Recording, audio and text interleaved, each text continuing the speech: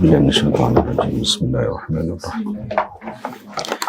الحمد لله رب العالمين الرحمن الرحيم مالك يوم الدين. إياك نعبد وإياك نستعين اهدنا الصراط المستقيم صراط الذين أنعمت عليهم غير المغضوب عليهم ولا الضالين آمين.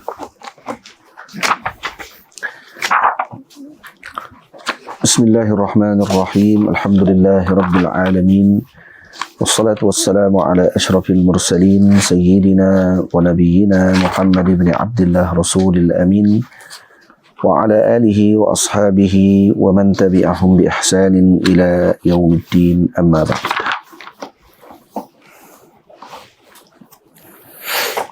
قال المصنف رحمه الله تعالى ونفعنا بعلومه وعلوم مشايخنا في الدارين آمين. وفروض الوضوء 6 أشياء: النية عند غسل الوجه وغسل الوجه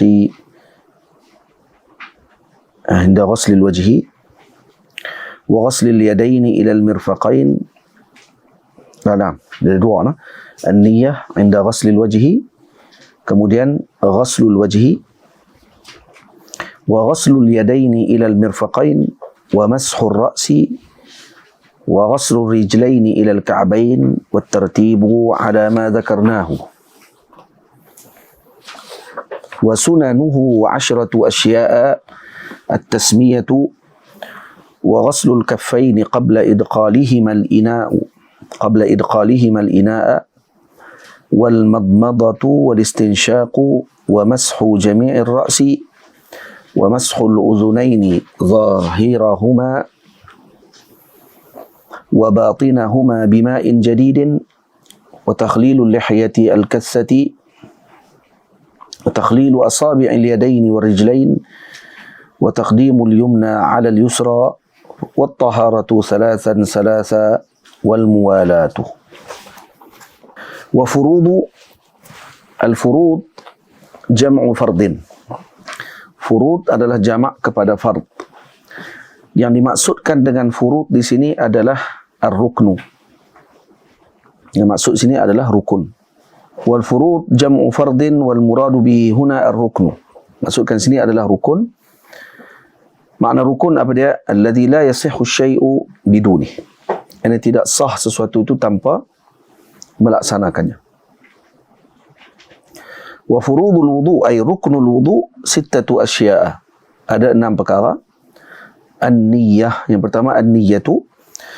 An-niyah dengan makna qasdus syai' muqtarinan bi fi'li. Meniatkan sesuatu berserta dengan melakukan perbuatan tersebut. Inda ghaslil wajhi, bila niat ini ketika mana basuhan wajah. Ini air mengenai wajah. Kemudian wa ghaslul wajhi, yang kedua adalah membasuh wajah. Jadi haddul wajhi, had wajah, tulan, memanjang, min manabiti sya'ril mu'tadi ila akhiriz zaqn. Nah, daripada sini hujung sampai ke hujung. Daripada manabiti sya'r, yakni hujung kepada ini rambut sampai kepada di bawah dagu. Ini akhiriz zaqn di sini, hujung dagu di bawah. Wa ardan, manakala pada sudut melintang, minal udhunil yumna ila udhunil yusra. Ini daripada sini ke sini. Ya, daripada tumbuh ni. Bukan daripada telinga hujung ni. Sini ataupun daripada anak telinga ke anak telinga. Baik. Wa ghaslul yadaini ila al-mirfaqain, dan membasuh kedua tangan sampai atau ila ay ma'al mirfaqain. Ila disitu dengan makna ma'a mirfaqain, yakni berserta dengan mirfaqain. Jadi mirfaq termasuk kedua-dua mirfaq ataupun lutut, siku termasuk di dalam yang wajib dibasuh. Jadi dia termasuk daripada yang wajib dibasuh.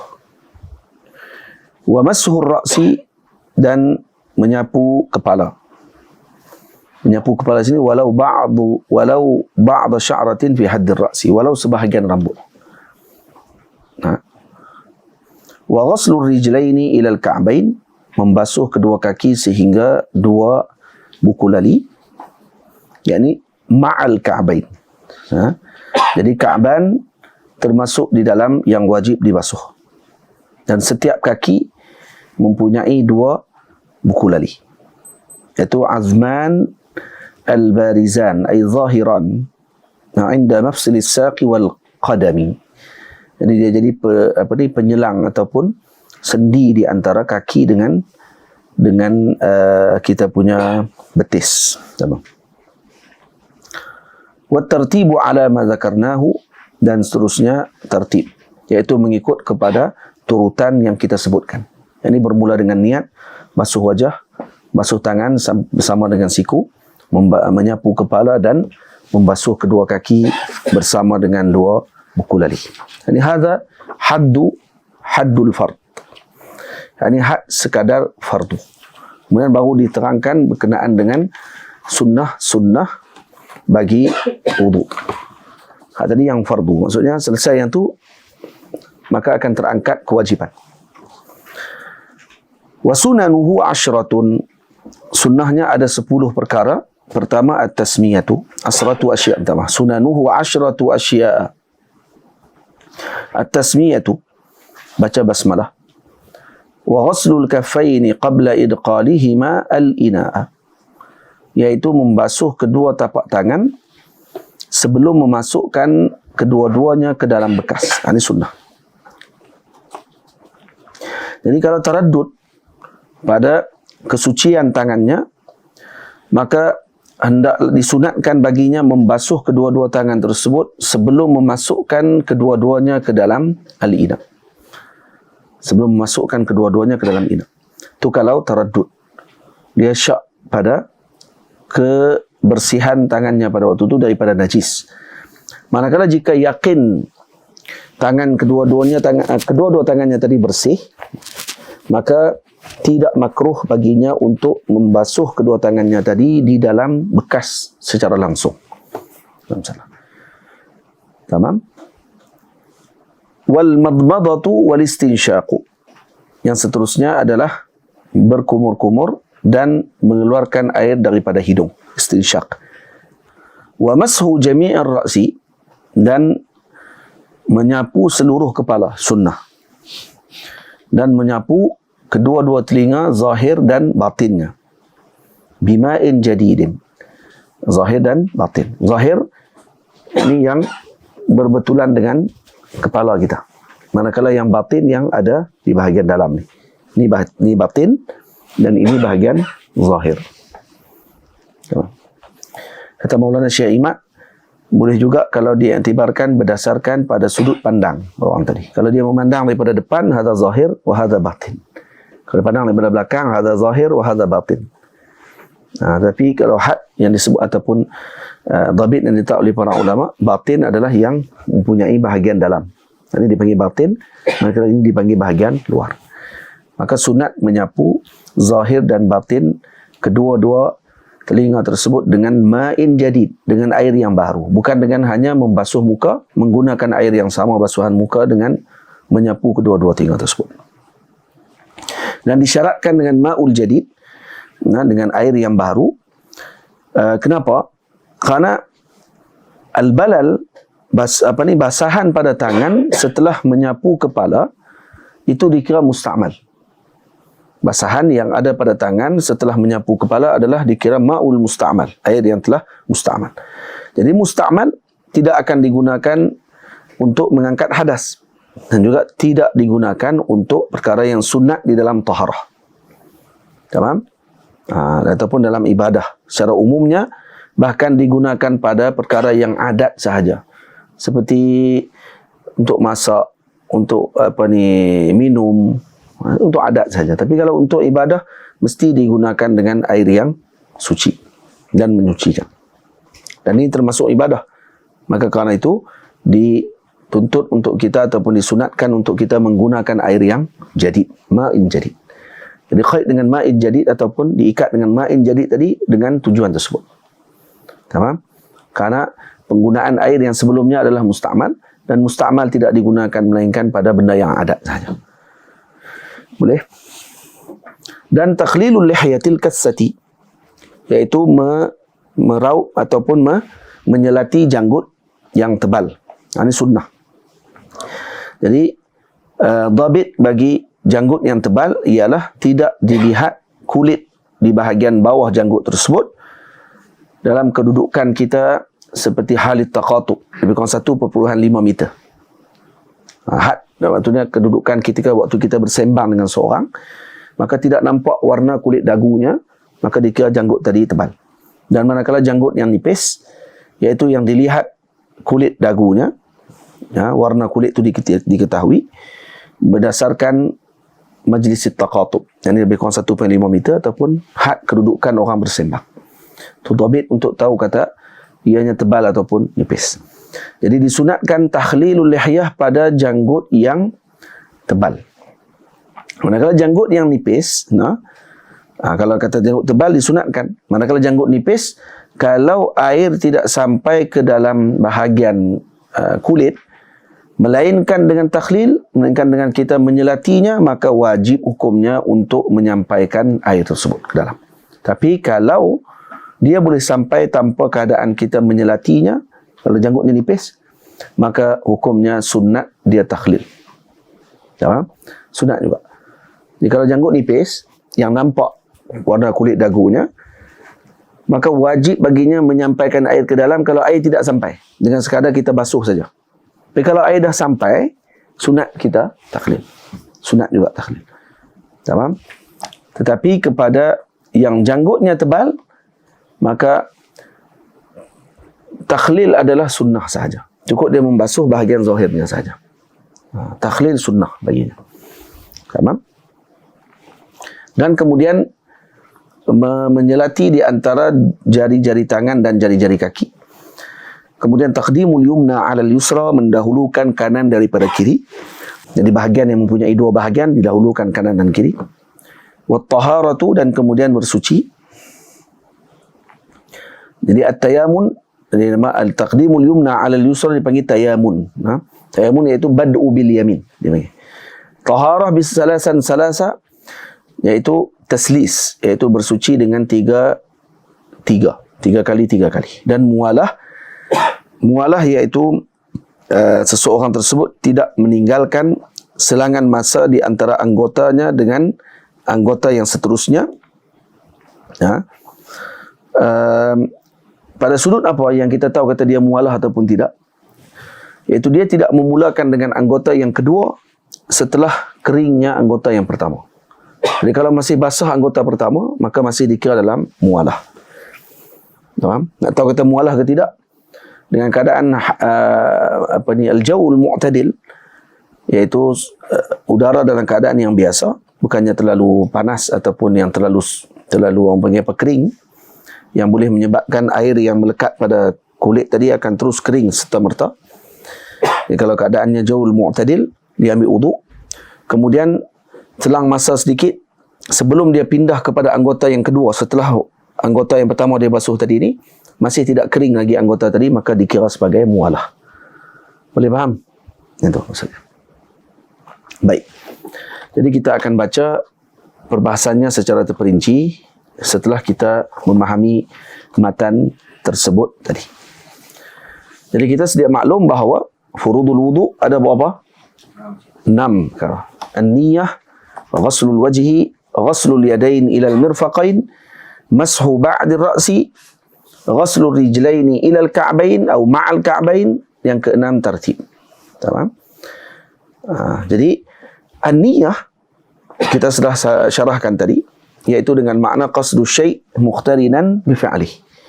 Meniatkan sesuatu beserta dengan melakukan perbuatannya. Yani qasdu syai' muqtarinan bi fi'lihi ay bi fi'li syai'. Melakukan sesuatu tadi. Jadi makna qasdu syai' adalah iradatu fi'lih. Makna qasdu syai' adalah berkehendak untuk melakukannya. Jadi sesiapa yang berkehendak dan berazam untuk minum air contohnya, maka dia dikira niat. Dan sesiapa yang berkehendak untuk bangun contohnya, maka dikira niat. Lakin niat syar'iyyah, niat syar'iyyah maksudnya apa dia? yang dimaksudkan, yang dikehendaki oleh Allah kepada kita ialah iradatul fi'li fi awwalil fi'li, iaitu kehendak perbuatan tersebut pada awal perbuatan tadi dilakukan. Jadi bermaksud al-iradah al-qalbiyah, yakni kehendak dalam hati kita yang beserta dengan permulaan perbuatan. Tamam? Contohnya seorang berniat untuk berwuduk di dalam hatinya dan kemudian dia membasuh wajahnya, maka itu dikira niat syar'iyah. Waktu dia niat dalam hati itu dan kemudian waktu niat itu hadir bila? Ketika air mengenai wajahnya pada waktu itu. Maka dikira sebagai niyatu asy-syar'iyyatu as-sahihatu. Niat yang berbentuk syarak dan sahih. Sesiapa yang ingin menunaikan salat contohnya dan dia mengangkat takbiratul ihram, Allah, dan waktu angkat takbiratul ihram dihadirkan niat pada waktu tersebut, maka dia dikira sebagai niyatu syar'iyyatul haqiqi, as-sahihah. Siapa yang nak mandi janabah contohnya, air terkena saja kepada bahagian kepalanya atau mana-mana anggotanya, maka dengan pada waktu tersebut dia berniat, maka dia dikira niat yang syar'iyah sahihah. Jadi niat mau tidak mau mesti berlaku ketika waqtul mubasyarati bil fi'l, la qablahu wa la ba'dahu. Dia mesti ketika mana berserta dengan amalan perbuatan tersebut, bukan sebelum perbuatan tadi dilakukan dan bukan setelah perbuatan tadi dilakukan, maka ia tidak dikira niyatu asy-syar'iyyah. Karena niat pada segi lughah maknanya apa dia? Qasdu syai', berkehendak dengan sesuatu. Jadi niat kepada segi syarak yang kita syarahkan tadi. Jadi waktu niat ketika wuduk bila? Waktu niat ketika wuduk adalah ketika basuhan pertama yang mengenai pada wajah. Awwalu juz'in yughsalu minal wajhi. Maka dia niat pada waktu itu salah satu daripada niat-niat yang dinyatakan oleh para fuqaha, seperti diniatkan fardu al-wudu ataupun wudu. Contohnya nawaitu fardha al-wudu ataupun nawaitul wudu'a. Boleh. Atau dia niat nawaitu raf'al hadasi. Hadir dalam hati yang raf'al hadas atau fardhal wudu ataupun al-wudu. Atau yang ketiga diniatkan nawaitu istibahatas salah. Saya berniat untuk mengharuskan salat saya didirikan. Tamam? Jadi dia niat, kalau orang tadi sebut dalam hatinya nawaitu raf'al hadasi, ketika dia basuh mukanya. Kemudian setelah itu orang panggil apa?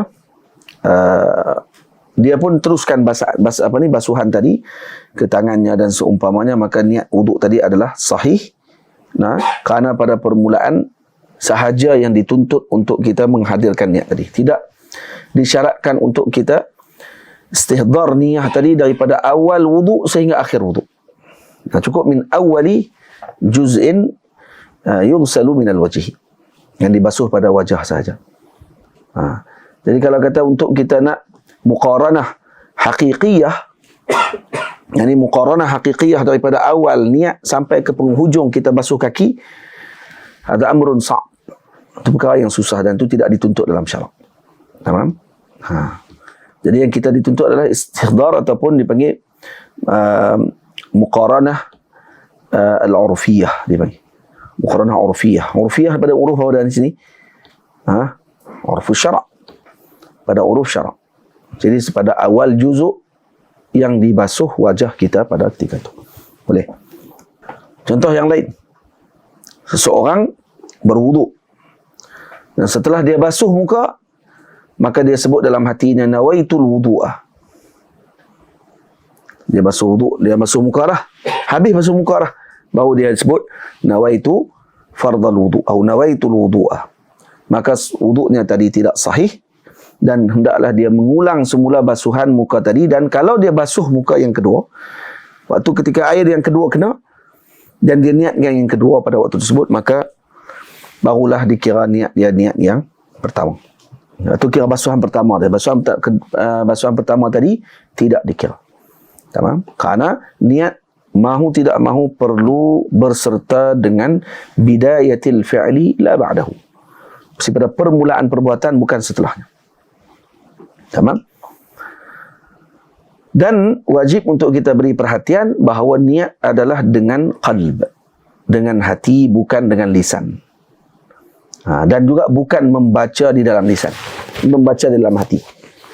Nawaitu raf'al hadada, itu membaca dalam hati. Niat ni adalah lintasan hati. Tamam? Baik. Kalau kita katakan seorang yang berwuduk memilih dengan salah satu niat yang kita sebut tadi, fardal wudu ataupun wudu ataupun raf'al hadas ataupun istibahatis salah, nawaitu disebut sebelum tu kan, dia pilih salah satunya, boleh? Maka ini adalah khas kepada orang yang berhadas. Kalau orang tu berhadas, dia panggil nawaitu raf'al hadasi, nawaitu istibahatas salah, nawaitu fardal wudu atau nawaitul wudu'a. Yang ini untuk orang yang berhadas. Manakala orang tadi kalau dah berwudu, masih lagi ada wudunya, dan dia hanya berkehendak untuk tajdidul wudu, tanpa berlaku batal pada wudunya yang pertama, maka dia tidak boleh berniat dengan niat raf'al hadas dengan istibahatus salah. Karena dia telah niat dah. Kalau tidak, dia akan dipanggil tahsilul hasil. Dia akan menghasilkan benda yang telah berhasil. Kerana dia tidak perlu pun untuk mengangkat hadas. Hadasnya telah terangkat kerana dia masih dalam keadaan wudu. Cuma dia nak tajdid. Maka dia tidak boleh niat dengan raf'al hadasi, dengan tidak boleh niat dengan istibahata as-salah. Tamam? Kerana hadasnya telah terangkat. Dan dia telah diharuskan untuk menunaikan solat pada waktu itu. Bahkan dia boleh niat dengan niat apa? Nawaitu al-wudu'a ataupun nawaitu nawaitu tajdid al-wudu'. Nawaitu tajdid al-wudu' ataupun nawaitu al-wudu'a. Kalau fardal wudu' boleh tak?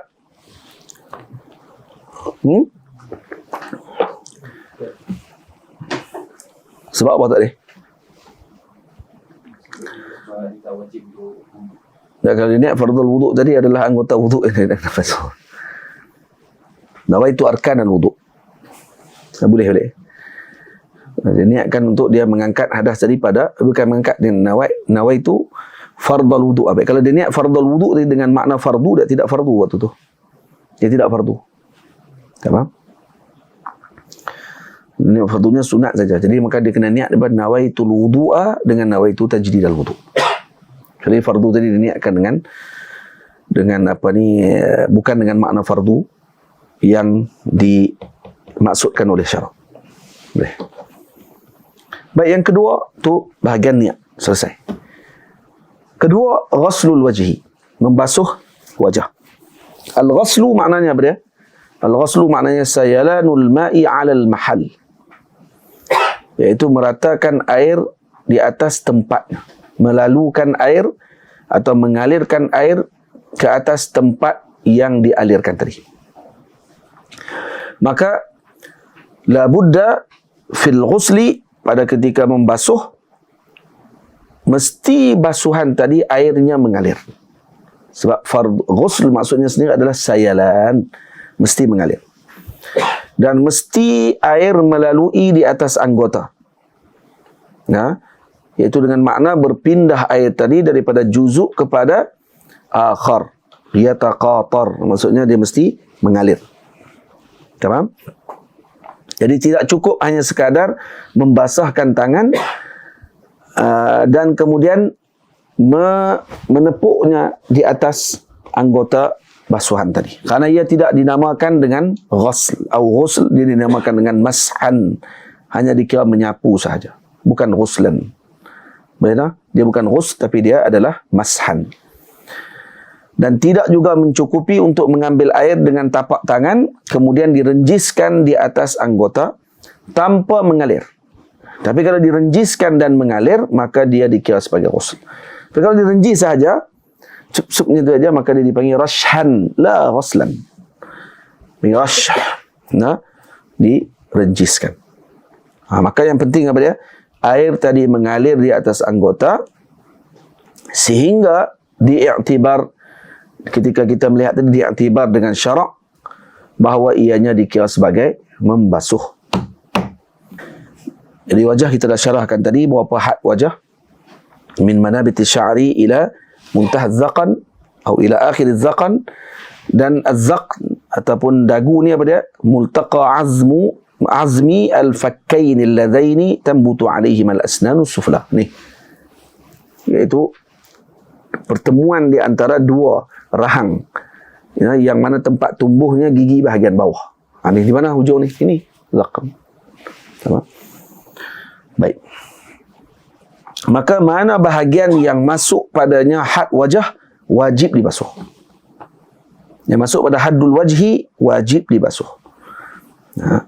Jadi bila kita sebut minal manbatil mu'tadi li sya'ri ra'si, kerana tu daripada atas ni kan, manbatil mu'tad li sya'ri ra'si, maka al-ibrah bihali aghlabin nas. Ibrahnya adalah dengan kebanyakan manusia. Jadi kalau kata untuk kita tahu daripada mana nak mulakan wajah, daripada bahagian panjang ataupun menegak, maka kita lihat pada bidayah manbati sya'ri bin nisbati li aghlabin nas. Biasanya manusia di mana permulaan tempat tumbuh rambutnya? Sini. Biasanya. Kebiasaannya macam tu. Dia nampak ada tempat tumbuhnya sini. Hujung. Tamam. Maka dia dilihat dengan aghlabin nas. La bil qalil. La ibrah bil qalil. Kalau ada orang contohnya dia punya manbati sya'ar di sini atas ni, dari dia luah, maka tidak diiktibar dengan dia. Iktibar dengan aghlabin nas. Boleh. Dan tidak juga termasuk daripada wajah adalah al-hanak. Hanak apa dia? Tempat yang ketika mana kita balut di bahagian bawah dengan rutrah. Contohnya kalau kita pakai rutrah, kita balut syuk di bahagian bawah ni kan. Ni di bahagian bawah ni. Ada hanak dia panggil. Ataupun orang pakai serban tahnik, muhannak. Serban kemudian dia akan balut dia punya tali itu di bahagian bawah ni. Ini dia panggil hanak. Hadza laisa minal wajh. Itu tak termasuk daripada bahagian wajah. Tamam? Maka dia tidak wajib dibasuh di bahagian tadi. Nampak? Dan wajib membasuh seluruh bulu-bulu yang terdapat pada wajah, zahir dan batin, melainkan janggut bagi lelaki yang tebal. Yang wajib dibasuh hanya zahirnya sahaja, janggut sahaja. Janggut ni termasuk sekali dengan jambang. Jambang dan janggut yang ada di bawah ni. Yang ni saja yang dipanggil, kalau kata lihyahnya kathifah atau lihyah kathah, yang tebal yang kita syarahkan tadi, maka itu hukumnya sunat. Tapi mana-mana yang lain bulunya yang ada pada wajah wajib dibasuh, walau setebal apa sekalipun. Tamam? Walau setebal apa sekalipun. Dan zahir rambut, zahirnya adalah apa? Bahagian a'lahu, ni atas ni. Dan batinnya apa dia? Yang bersambung di bahagian bawah dengan dagu, dengan apa ni? Dengan kulit, maka itu dipanggil batin. Tamam? Seorang lelaki contohnya, dia punya hajib ni, bulu keningnya tadi tebal, sehingga kalau air dijatuhkan ataupun dibasahkan pada wajahnya, maka hanya akan terkena pada zahirnya sahaja, tidak sampai ke batin, tidak sampai ke bahagian kulit. Maka bagaimana keadaan orang ni? Wajib menyampaikan air ke bahagian dalam. Wajib, dengan cara kita menyelatinya contohnya, ataupun menambahkan wazan air ataupun timbangan air, sehinggalah tenang bahawa air tersebut sampai ke bahagian kulit, di bahagian bawah daripada bulu kening. Kalau bulu keningnya tebal sangat, tamam. Atau contoh lain, seorang yang ada misai yang sangat besar, syariban aziman, fa'u besar dia, kan? Dan ini wajib untuk dibasuh kedua-dua syaribnya tersebut, zahir dan batin, iaitu dengan menyampaikan air ke bahagian kulitnya. Faham? Manakala dagunya ataupun janggut bagi seorang lelaki tersebut, kalau dia tebal, yang wajib dibasuh hanya zahiriha faqat. Ada masyaqqah. lil masyaqqati. Wa in kana khafifah, kalau kata dia nipis, yang kita syarahkan tadi dah dhabitnya kita dah sebut. Nah, dhabit janggut yang tebal dengan janggut yang nipis, maka yang wajib dibasuh adalah zahir dan batin. Zahir dan batin. Dan kenapa perlu janggut yang tebal tadi tidak diwajibkan masukkan air, tetapi manakala bulu-bulu yang lain wajib masuk? Karena bulu-bulu yang lain selain daripada janggut, kalau dia jadi tebal, hadza yandur. Itu benda nadir. Nah, jadi ad-nadir kal adam. Nah, benda nadir ni seakan-akan tidak ada. Jadi bila dia tidak ada, maka wajib dilakukan dia seperti mana anggota yang ataupun keadaan yang biasa. Baik. Dan janggut kebanyakan lelaki kebiasaannya tebal. Biasaannya lah tebal. Bagi kaum tertentu lah. Maka wajib baginya untuk dibasuhkan zahir dan batinnya. Tidak diwajibkan untuk membasuh zahir dan batin, karena kalau diwajibkan maka dia akan menyebabkan kesukaran. Dan janggut yang gugur ataupun yang turun daripada haddil wajhi wajib membasuh zahirnya sahaja tanpa batinnya. Nah, walaupun panjang janggutnya tadi sekalipun. Contohnya seorang tadi dia ada janggut panjang, janggut dia melurut turun sampai ke dada contohnya. Maka wajib dia basuh zahirnya sahaja inda ghaslil wajhi, ketika basuh wajah. Kenapa? Karena dia berada dalam haddul wajh. Jadi kalau dia basuh, dia wajib untuk basuh sekali dengan janggutnya yang lebih tadi, yang manjang tadi. Tamam?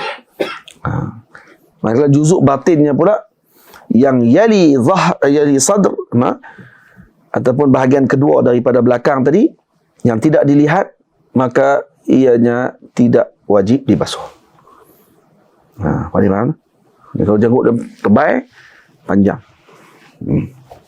maka yang panjang tadi wajib juga dibasuh. Wajib dibasuh di depan ni saja. Dia wajib untuk basuh di depan ni saja. Baik, di belakang ni kalau kita nak masukkan macam ni boleh tak? Ya, sunat. Tapi kalau dia tak basuh, dia basuh macam ni saja pun sudah memadai. Batin tidak wajib. Yang ini di bahagian kedua, di bahagian belakang. Boleh faham? Yang ketiga adalah rukun ghaslu al-yadain ilal mirfaqain. Ini kita akan sambung pada pengajian yang akan datang. Wa sallallahu ala sayyidina Muhammad wa ala alihi wa sahbihi ajma'in. Walhamdulillahi rabbil alamin.